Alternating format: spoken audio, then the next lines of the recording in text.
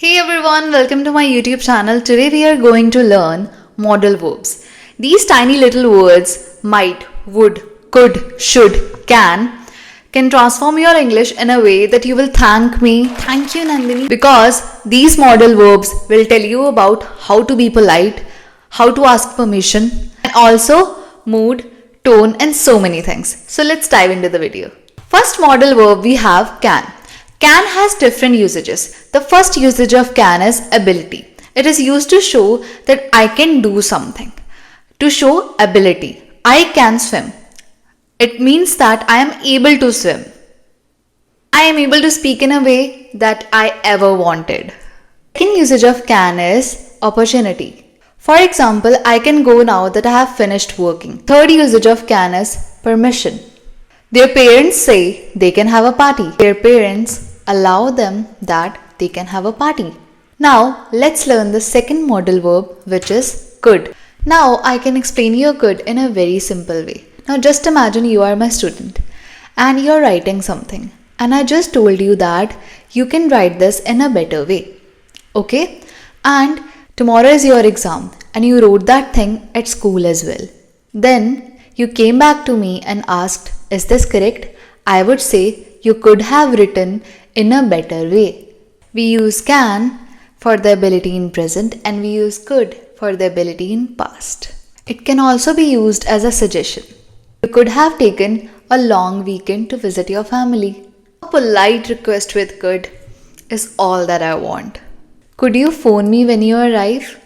I feel that could is the most polite word that I ever heard in English, according to me. It can also be used for future possibility. It could rain later. Now the next modal verb we have may. It is commonly used for permission. You all have used it so many times. May I come in, ma'am? Use it in both ways, asking and giving permission. May I leave early today? You may start the exam now. It can also be used for a polite request. May I use your phone? Next modal verb is might.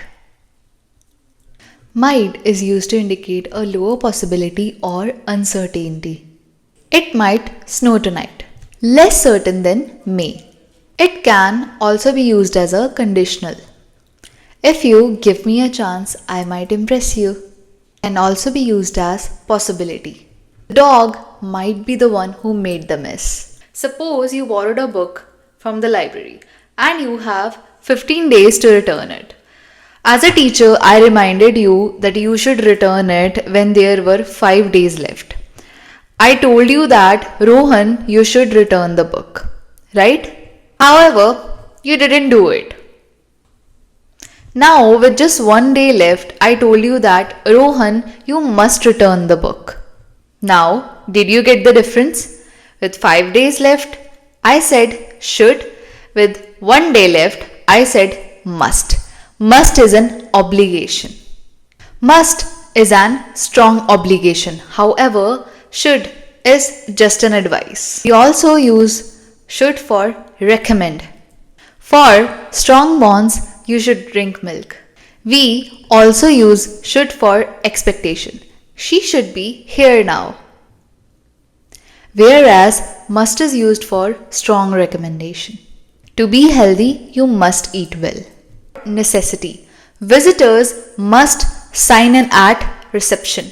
However, must is also used for logical deduction. For example, she must be the manager. Must add a lot of weight to your sentences. When you are firm and you know that you are non-negotiable, use must. Now, I have a similar modal verb for should, that is ought to. Ought to is slightly stronger than should. You ought to apologize, which means a strong advice or more obligation. Now I have will and would. These two are future-oriented modals. Will is used to express a future action or a promise. I will call you tomorrow. It is a future action. We will succeed. It is a promise. However, would is the past form of will.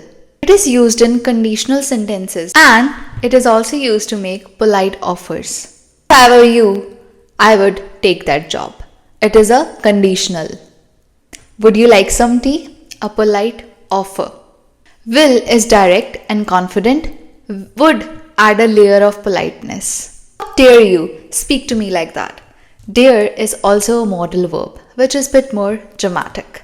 You have heard dare in negative sentences all of the time, but what if I tell you you can also use dare in positive and negative sentences both? How dare you to speak to me like that? It is a negative one. I dare you to jump into the pool.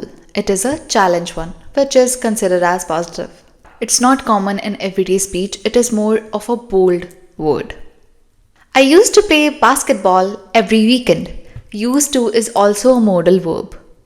It is super useful. I use it a lot to express my past events or actions. I used to live in New York. I used to do this. I used to do that. I tell you, just learn these words. Used to helps you to talk about past that is way clear and relatable. Thank you so much for watching. See you in the next one. Bye.